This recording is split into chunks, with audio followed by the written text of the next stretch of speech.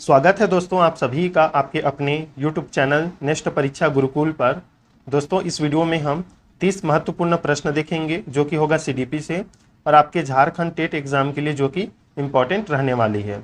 तो जरूर वीडियो को अंत तक देखिए दोस्तों, अपने दोस्तों के साथ शेयर कीजिए जो भी झारखंड टेट एग्जाम की तैयारी कर रहे हैं। साथ ही साथ अगर आप CDP जैसे प्रश्न की तैयारी करना चाहते हैं या CDP सब्जेक्ट की, तो हमारे इस चैनल को जरूर सब्सक्राइब करें दोस्तों, क्योंकि आपको पता ही दोस्तों, चाहे वो C-टेट हो या स्टेट टेट हो किसी का भी, या आपका शिक्षक वैकेंसी हो जिसमें CDP पूछा जाता है, उसमें यहाँ से CDP से ही प्रश्न आता है। तो उन सभी एग्जाम के लिए जो है वीडियो आज इम्पॉर्टेंट रहने वाली है, तो जरूर अंत तक देखिएगा और आप भी आंसर बताइएगा। पहला प्रश्न है दोस्तों, सामाजिक आर्थिक मुद्दों से जूझ रहे उन बच्चों को जिनकी प्रतिभा प्रभावित हो सकती है को खालिस्तान सहायता करता है। देखिए ऑप्शन है स्व अधिगम मॉडल, विभेदित निर्देश, पाठ्यचर्या का विस्तार, संज्ञानात्मक वर्गीकरण। आप भी कमेंट में जरूर आंसर बताइएगा दोस्तों।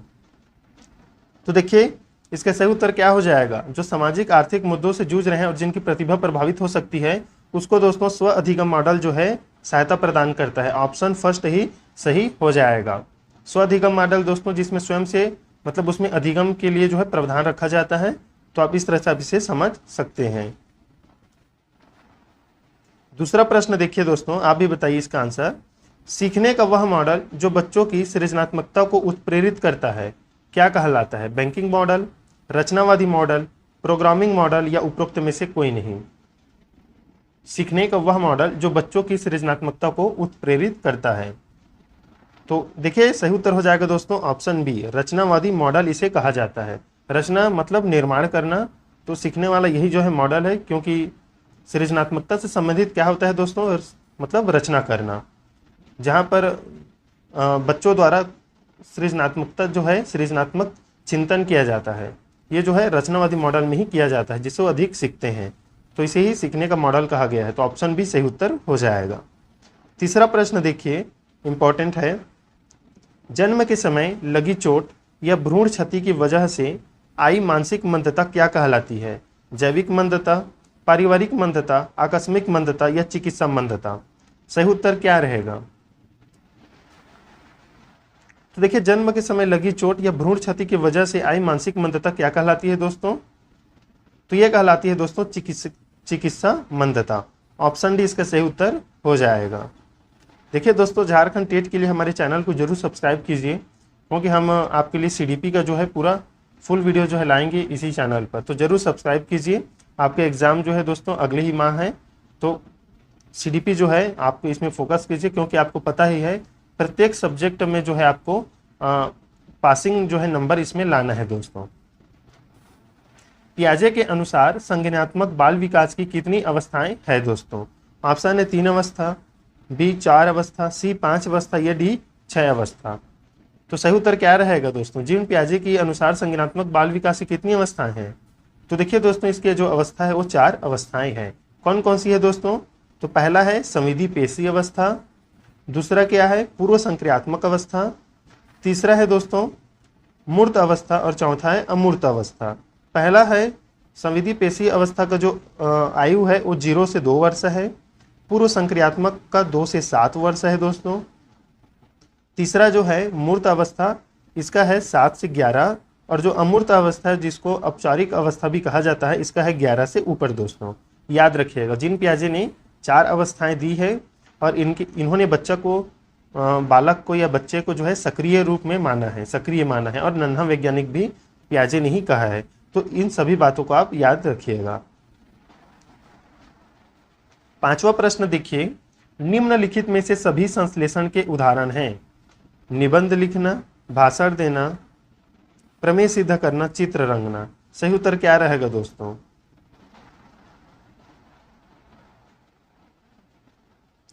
इसमें रहेगा संश्लेषण के उदाहरण है। तो सही उत्तर क्या रहेगा दोस्तों संश्लेषण के उदाहरण में? तो ऑप्शन डी इसका सही हो जाएगा, चित्र रंगना। 6वां प्रश्न देखिए, एक बालक जिसकी बुद्धि लब्धि 105 है उसे वर्गीकृत किया जाएगा दोस्तों, श्रेष्ठ बुद्धि में, सामान्य से अधिक बुद्धि में, सामान्य बुद्धि में या मंद बुद्धि में। बताइएगा जिसकी बुद्धि लब्धि 105 है दोस्तों, वो किस श्रेणी में आएगा इन चारों ऑप्शन में से।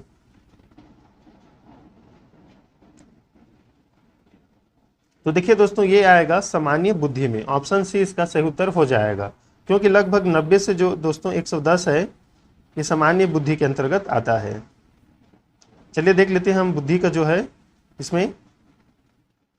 देखिए ये है इसका जो है लिस्ट है, 130 से अधिक होगा तो प्रतिभाशाली बालक है। कहीं कहीं पर आपको 140 भी दिखता है दोस्तों। 121 से 130 अगर बुद्धि लब्धि आता है, IQ लेवल जो है वो प्रखर बुद्धि है। 111 से 120 तीव्र बुद्धि।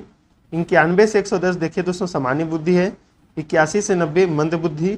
71 से 80 अल्प बुद्धि और 71 से कम है वो तो जड़ बुद्धि की श्रेणी में आता है। तो देखिए दोस्तों 105 बुद्धि वाला बालक सामान्य बुद्धि का ही होगा। 7वां प्रश्न देखिए दोस्तों, लॉरेंस कोहलबर्ग विकास के क्षेत्र में शोध के लिए जाने जाते हैं, संज्ञानात्मक, शारीरिक, नैतिक या गामक। किस क्षेत्र में इन्होंने जो है अपना सिद्धांत दिया है या किस क्षेत्र में ये शोध कार्य करते हैं दोस्तों। तो देखिए दोस्तों, लॉरेंस जो कोहलबर्ग है वो नैतिक क्षेत्र में जो है शोध का कार्य करते हैं। इन्होंने नैतिक विकास का सिद्धांत भी दिया है, जिसमें 3 स्तर है और 6 चरण है दोस्तों। 3 स्तर कौन कौन से हैं? पहला है पूर्व परंपरागत पहला है, दूसरा है परंपरागत, तीसरा है उत्तर परंपरागत। और उसी के अंदर जो है प्रत्येक जो स्तर है उसमें 2-2 अवस्था आती है, मतलब चरण। तो कुल 6 चरण इसमें शामिल होता है दोस्तों। इन्होंने नैतिक विकास का सिद्धांत दिया है, याद रखिएगा। इन्होंने छोटे छोटे बच्चों पर जो है कहानियाँ सुनाकर उन पर जो है शोध करके जो है नैतिक विकास का सिद्धांत दिया था। 8वां प्रश्न देखिए, कौन सा सीखना स्थायी होता है दोस्तों? रटकर, सुनकर, समझकर या देखकर। बताइएगा आपके हिसाब से सीखना स्थायी कौन सा होगा जो ज्यादा समय तक आपकी स्मृति में रहे। तो सही उत्तर क्या हो जाएगा दोस्तों? समझकर। इसका आसान जवाब है ये। तो आप जो समझकर पढ़ेंगे सीखेंगे वो आपका जो है ज्यादा समय तक याद रहता है दोस्तों। तो ऑप्शन सी सही हो जाएगा। 9वां प्रश्न देखिए, जीन पियाजे के अनुसार बच्चा अमूर्त स्तर पर चिंतन, बौद्धिक क्रियाएं और समस्या समाधान किस अवस्था में करने लगता है? बताइए दोस्तों, पूर्व संक्रियात्मक अवस्था, मूर्त अवस्था, औपचारिक या अमूर्त अवस्था या संवेदी पेशी अवस्था। तो सही उत्तर क्या हो जाएगा दोस्तों? देखिए अमूर्त ही चिंतन कर रहा है। अमूर्त मतलब सृजनात्मक विचार कर रहा है, कुछ आगे सोच रहा है, सामान्य बुद्धि से आगे सोच रहा है। तो ये जो है अमूर्त अवस्था में आता है। और अमूर्त अवस्था को किस अवस्था के नाम में भी जाना जाता है? तो औपचारिक। तो देखिए ये है ऑप्शन सी सही उत्तर हो जाएगा। इसमें जो बालक है या बालिकाएं हैं वो वैज्ञानिक ढंग से सोचना प्रारंभ कर देते हैं दोस्तों। 10वां प्रश्न देखिए, मूल्यांकन का उद्देश्य है बच्चे को उत्तीर्ण अनुत्तीर्ण घोषित करना, बच्चा क्या सीखा है जानना, बच्चे के सीखने में आई कठिनाइयों को जानना या उपरोक्त सभी। बताइए दोस्तों, मूल्यांकन का क्या उद्देश्य है? तो देखिए दोस्तों, मूल्यांकन का उद्देश्य है कि हम जानते हैं कि बच्चे उत्तीर्ण है अनुत्तीर्ण है, इसे भी जानते हैं। मतलब मूल्यांकन का उद्देश्य होता है टेस्ट लेने का कि बच्चा उत्तीर्ण है कि अनुत्तीर्ण है, इसके लिए होता है मूल्यांकन। बच्चा क्या सीखा है क्या जाना है, इसके लिए भी हम मूल्यांकन करते हैं। बच्चे के सीखने में आई कठिनाइयों को जानने के लिए भी कि वो उसकी सीखने में कहाँ पर कमी है, तो उसी के आधार पर हम मूल्यांकन करते हैं। मूल्यांकन मतलब दोस्तों आप समझ लीजिए परीक्षा है, टेस्ट है, परीक्षण है, ये सभी मूल्यांकन में आएगा। आप आकलन भी बोलते हैं, कहीं कहीं पर मापन भी आएगा। हालांकि मापन जो है आपका भौतिक वस्तु मतलब फिजिकल जो स्टेट में होता है उन वस्तुओं के लिए होता है दोस्तों, जैसे लंबाई है, वजन है, ऊंचाई है, इसके लिए। देखिए दोस्तों 11वें प्रश्न का 2 ही ऑप्शन छप पाया है। बालक का विकास परिणाम है। जो बालक का विकास होता है यहाँ पर तो बालक जो दिया जाता है 2 शब्द, वो थोड़ा सा मतलब इसमें आप समझ लीजिएगा, दोनों आते हैं इसमें शामिल होता है, बालक और बालिकाएं, बालिका। तो दोनों को आप समझ कर चलिएगा, कहीं पर भी प्रश्न में आप बालक देखें तो समझ लिए दोनों के लिए है। तो देखिए बालक का विकास किसका परिणाम है? तो देखिए ऑप्शन में वंशानुक्रम है और वातावरण है। सी और डी भी रहेगा दोस्तों। सी आप यहाँ पर देख लीजिए से दोनों हैं, तो यही सही उत्तर होगा। बालक का जो विकास है दोस्तों, डेवलपमेंट, वो वंशानुक्रम एवं वातावरण दोनों से प्रभावित होता है दोस्तों, याद रखिएगा। देखिए जो वृद्धि होता है उसे हम ग्रोथ कहते हैं, और वो केवल मात्रात्मक होती है दोस्तों। जो ग्रोथ है वो मात्रात्मक होती है, ये केवल मात्रात्मक होती है या संख्यात्मक आप समझ लीजिए। जिसे हम मात्रा में जो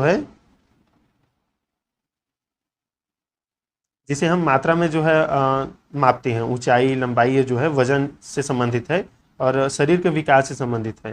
लेकिन डेवलपमेंट आपके संज्ञानात्मक विकास, शारीरिक विकास, बौद्धिक विकास, संवेगात्मक विकास, इन सभी से ये जो है जुड़ा होता है, यह सम्मिलित होता है। तो वंशानुक्रम वातावरण का ही परिणाम जो है विकास है दोस्तों, इन दोनों के परिणाम से होता है, याद रखिएगा। 12वां प्रश्न देखिए, परीक्षा के स्थान पर सतत और व्यापक मूल्यांकन गुणवत्ता मूलक शिक्षा के लिए अधिक उपयुक्त क्यों है दोस्तों? या क्योंकि इसमें अधिक उपयुक्त, क्योंकि इसमें संज्ञानात्मक क्षेत्र का मूल्यांकन किया जाता है, ससंज्ञानात्मक क्षेत्र का मूल्यांकन किया जाता है, मूल्यांकन सतत एवं व्यापक क्षेत्रों का होता है, उपरोक्त सभी। बताइए दोस्तों, सतत और व्यापक मूल्यांकन शिक्षा के गुणवत्ता के लिए अधिक उपयुक्त है, क्योंकि आपको बताना है क्यों होता है। तो सही उत्तर हो जाएगा दोस्तों उपरोक्त सभी, क्योंकि संज्ञानात्मक क्षेत्र का मूल्यांकन भी इसमें किया जाता है, ससंज्ञानात्मक क्षेत्र के भी मूल्यांकन होता है दोस्तों। मूल्यांकन सतत एवं व्यापक क्षेत्रों में होता है। सतत मतलब लगातार, व्यापक मतलब सभी पक्षों को ध्यान में रखकर मूल्यांकन किया जाता है। जैसे एक बालक जो है कक्षा में लगातार प्रश्न पूछता है और उसे उत्तर मिलते रहता है एक शिक्षक द्वारा, तो और एक शिक्षक को जो है पृष्ठ पोषण भी प्रदान होता रहता है, तो सतत एवं व्यापक मूल्यांकन में आता है दोस्तों। तो उपरोक्त सभी सही उत्तर हो जाएगा, याद रखिएगा। चलिए अगला प्रश्न देखते हैं। श्रवण बाधित बच्चों को पढ़ाने के लिए क्या प्रयुक्त की जाती है दोस्तों? ब्रेल लिपि, सांकेतिक भाषा, यंत्र, उपरोक्त सभी। बताइएगा सही उत्तर क्या रहेगा। देखिए दोस्तों, ये झारखंड टेट की आपके कक्षा 1 से 5 और कक्षा 6 से 8 दोनों के लिए है। सीडीपी क्योंकि आपके लेवल जो है अच्छा ही रहेगा, आपके एग्जाम में बहुत साल बाद एग्जाम हो रहा है तो लेवल अच्छा रहने वाला है। बताइए दोस्तों, जो सुन नहीं सकते उन बच्चों को पढ़ाने के लिए क्या प्रयुक्त किया जाता है? ब्रेल लिपि, सांकेतिक भाषा, यंत्र या उपरोक्त सभी। सही उत्तर क्या रहेगा?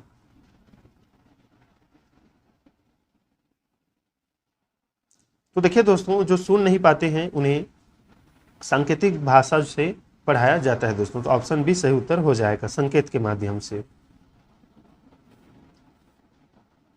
निम्नलिखित में से क्या बच्चों के सृजनात्मकता के विकास में सहायक नहीं है? खेल, भाषण, कहानी लेखन, निर्माण संबंधी क्रियाएं। सही उत्तर क्या रहेगा दोस्तों? जो सृजनात्मक के विचार में जो है सहायक नहीं है। तो देखिए भाषण सही उत्तर हो जाएगा, ऑप्शन बी दोस्तों।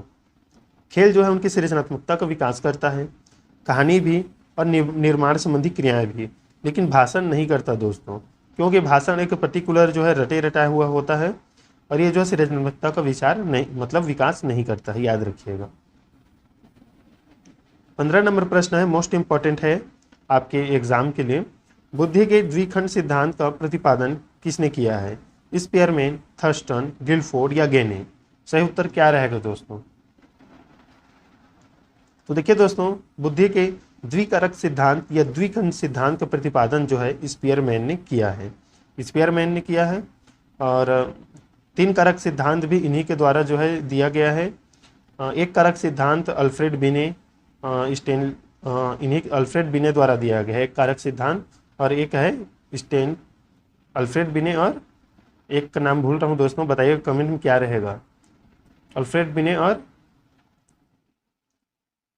ये द्विकारक सिद्धांत के स्पीयरमैन है, इसे याद रखिएगा। 16 नंबर प्रश्न देखिए, हार्वर्ड गार्डनर द्वारा निम्न में से एक को छोड़कर बाकी सभी बुद्धि के प्रकार हैं दोस्तों। भाषा, सृजनात्मकता, अंतर्वैयक्तिक कौशल, अंतःवैयक्तिक कौशल। सही उत्तर क्या रहेगा? तो देखिए हार्वर्ड गार्डनर ने जो है 8 बुद्धि के जो है सिद्धांत बुद्धि के प्रकार बताए हैं, 9 भी शामिल हो गया है, तो उसमें जो है सृजनात्मकता शामिल नहीं है दोस्तों। आपके भाषा है, अंतर्वैयक्तिक कौशल है, अंतःवैयक्तिक कौशल है, लेकिन सृजनात्मकता नहीं है। भाषाई बुद्धि है दोस्तों, इसमें कौन कौन निपुण होते हैं? तो कवि होता है, लेखक होता है, जो भाषण करने में निपुण होते हैं वो होते हैं भाषाई कौशल में या भाषाई बुद्धि में अग्रणी। अंतर्वैयक्तिक, अंतःवैयक्तिक दोस्तों, तो अंतःवैयक्तिक और अंतरावैयक्तिक। इसमें जो है अब दूसरों के मनोभावों को और अपने स्वयं के मनोभाव को जो है जान सकते हैं, इसमें उस प्रकार के बुद्धि वाले लोग शामिल होते हैं। अंतरा मतलब अंतरा दोस्तों, इसमें अंतरा मतलब खुद के, जो खुद के भाव को समझ सकते हैं, जो आत्मज्ञानी होते हैं वो आते हैं। और जो अंतरवैयक्तिक होते हैं, अंतरवैयक्तिक वो दूसरे के भाव को समझ सकते हैं, जैसे महात्मा गांधी, मदर टेरेसा, तो इस प्रकार के एग्जाम्पल इसमें आते हैं। कभी इस पर्टिकुलर इस टॉपिक को अच्छे से एक्सप्लेन करेंगे दोस्तों।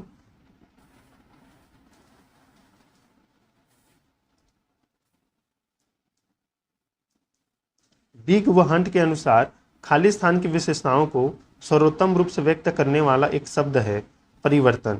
परिवर्तन शारीरिक, सामाजिक और मनोवैज्ञानिक होता है। शैशवावस्था में, बाल्यावस्था में, किशोरावस्था में, प्रौढ़ावस्था में। बताइए दोस्तों सही उत्तर क्या रहेगा। तो देखिए दोस्तों, परिवर्तन शारीरिक, सामाजिक और मनोवैज्ञानिक होता है बिग व हंट के अनुसार, तो किशोरावस्था की अवस्था ही है। यहाँ पर जो है किशोरावस्था की विशेषताओं को सर्वोत्तम से व्यक्त करने वाला एक शब्द परिवर्तन है।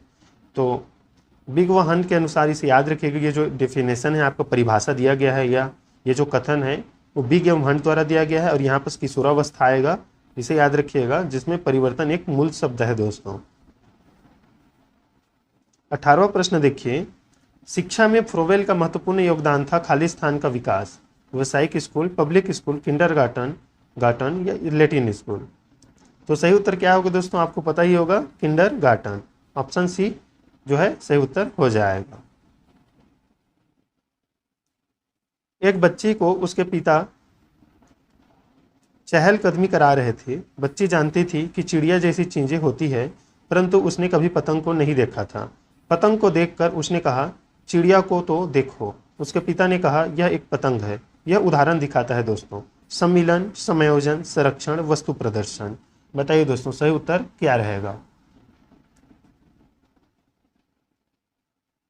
तो देखिए दोस्तों, ये आएगा सम्मिलन में। जीन पियाजे का एक महत्वपूर्ण ये जो है एक उसमें बात कहा गया है, उसके सिद्धांत में सम्मिलन उसमें जोड़ा गया है दोस्तों। जैसे उन्हें तो पता था कि उस बच्ची को चिड़िया जैसी चीज़ें होती है, लेकिन वो पतंग को भी चिड़िया बोल रही है, तो ये सम्मिलन है दोस्तों, याद रखिएगा।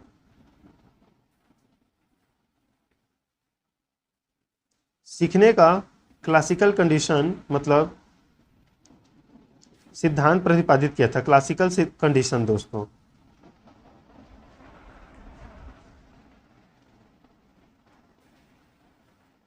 स्किनर ने, पावलाव ने, थार्नडाइक ने, कोहलबर्ग ने। बताइए क्लासिकल जो कंडीशन सिद्धांत है किसने प्रतिपादित किया था, किसने दिया था।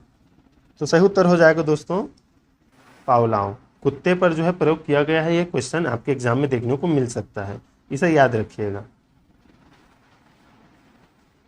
21 नंबर प्रश्न है, निम्नलिखित में सृजनशीलता का प्रमुख तत्व क्या नहीं है। मौलिकता, अनुशासन, धाराप्रवाहिता, लचीलापन। सही उत्तर क्या रहेगा। तो देखिए दोस्तों, अनुशासन, यह जो अनुशासन है यह सृजनात्मकता का गुण नहीं है दोस्तों, यह विशेषता नहीं है। मौलिकता मतलब नयापन है, धाराप्रवाहिता मतलब एक प्रवाह में, और लचीलापन बदला जा सकता है दोस्तों। तो ये जो है इसके विशेषता है, अनुशासन नहीं है, गुण नहीं है, या तत्व नहीं है, किसके, सृजनशीलता या सृजनात्मकता के, याद रखिएगा। 22 नंबर प्रश्न है, संकेत अधिगम के अंतर्गत निम्नलिखित सीखा जाता है। मनोविज्ञान, पारंपरिक अनुकूलन, वातावरण या मनोदैहिक। सही उत्तर बताइएगा। संकेत अधिगम के अंतर्गत निम्नलिखित सीखा जाता है, तो क्या सीखा जाता है दोस्तों, तो ये सीखा जाता है पारंपरिक अनुकूलन। ऑप्शन बी सही उत्तर हो जाएगा। 23 नंबर प्रश्न है, सीखने के मतलब अधिगम के प्रयास और भूल सिद्धांत के प्रतिपादन किया है। किसने किया है दोस्तों प्रयास और भूल सिद्धांत का प्रतिपादन। कोहलर ने, थार्नडाइक ने, पावलाव ने या स्किनर ने। बताइए सही उत्तर क्या रहेगा। तो ये किया है दोस्तों थॉर्नडाइक ने। किस पर प्रयोग किया है दोस्तों, तो बिल्ली पर। बिल्ली को इन्होंने जो है पिंजरे के अंदर दोस्तों डाल दिया और बाहर में जो है खाना रख दिया, और ये पिंजरा का दरवाज़ा केवल एक बटन से खुल सकता था, वो बटन यहीं अंदर में था। तो जब बिल्ली बार बार प्रयास कर रही थी, इधर उधर उछल कूद कर रही थी, तो उसके द्वारा अचानक जो है बटन दब जाता है, तो गेट जो है दरवाज़ा इस पिंजरा खुल जाता है, वो आकर भोजन करती है। ये क्रिया दोस्तों थार्नडाइक ने बार बार दोहराया, और इसमें निष्कर्ष यह निकला इस सिद्धांत में तो बिल्ली बार बार प्रयास करती गई और वह प्रयास यह जान गई कि कहाँ किसको क्या करने से जो है दरवाज़ा खुल जाता है। तो वो जब भी बाहर में खाना रखा जाता, वो बिल्ली अब जान जाती कि इस बटन को दबाने से ये दरवाज़ा खुल जाता, तो वो बाहर आ जाती। तो यह प्रयास और भूल का सिद्धांत दोस्तों, वो बार बार प्रयास करती रही और जो भूल है गलती है उसको सुधारती गई और सही जो है निष्कर्ष पर अपना पहुंच गए। तो बिल्ली जो है समझ गई कि एक बटन को दबाने से दरवाज़ा खुलता है।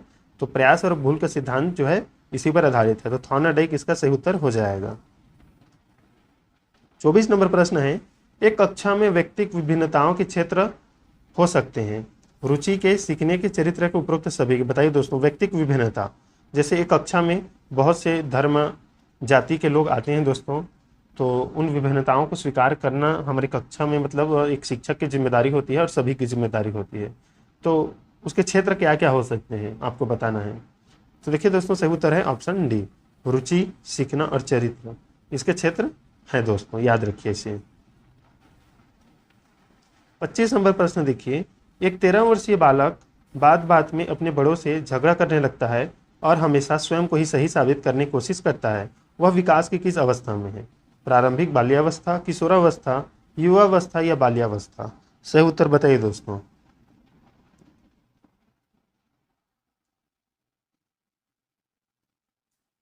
तो देखिए दोस्तों, इसका सही उत्तर है किशोरावस्था। आप युवावस्था भी ले लीजिए दोस्तों, ये ऑप्शन में आ गया है। तो किशोरावस्था सही उत्तर है दोस्तों। इस अवस्था में वो स्वयं को साबित करना चाहता है और अपने आप को ही वो सही मानता है। किस अवस्था में? किशोरावस्था में, याद रखिए इसे। 26 नंबर प्रश्न है, शिक्षा मनुष्य में अंतर्निहित क्षमता का परिपूर्णता में विकास करता है, यह कथन किसका है? बताइए दोस्तों। स्वामी विवेकानंद जी का, स्किनर का, पेस्टोलॉजी का, रविन्द्रनाथ टैगोर का। आपने बीएड किया है दोस्तों और डीएड भी किया है, डीएड, तो ये तो आपको पता ही होगा, आपके जो है बीएड डीएड कोर्स में है। शिक्षा मनुष्य में अंतर्निहित क्षमता का पूर्णता से विकास करता है, यह कथन किसने कहा है? तो यह कहा है दोस्तों स्वामी विवेकानंद जी ने। ऑप्शन फर्स्ट ही सही उत्तर हो जाएगा। निम्न में से कौन सा विशिष्ट अधिगम विकलांगता का उदाहरण है? मानसिक मंदता, dyslexia, attention deficit hyper disorder या ऑटिज्म? तो सही उत्तर हो जाएगा दोस्तों विशिष्ट अधिगम विकलांगता। अधिगम सीखने संबंधी, तो सीखने संबंधी जो विकलांगता है वो है अटेंशन डेफिसिट हाइपर डिसऑर्डर दोस्तों। डिसलेक्सिया पठन संबंधित है, याद रखिएगा। 28 नंबर प्रश्न ध्यान दीजिए, बालक के शारीरिक व क्रियात्मक विकास की दिशा कैसी होती है? शारीरिक और क्रियात्मक दोस्तों। ऑप्शन देखिएगा, आप बताइए सही उत्तर क्या रहेगा।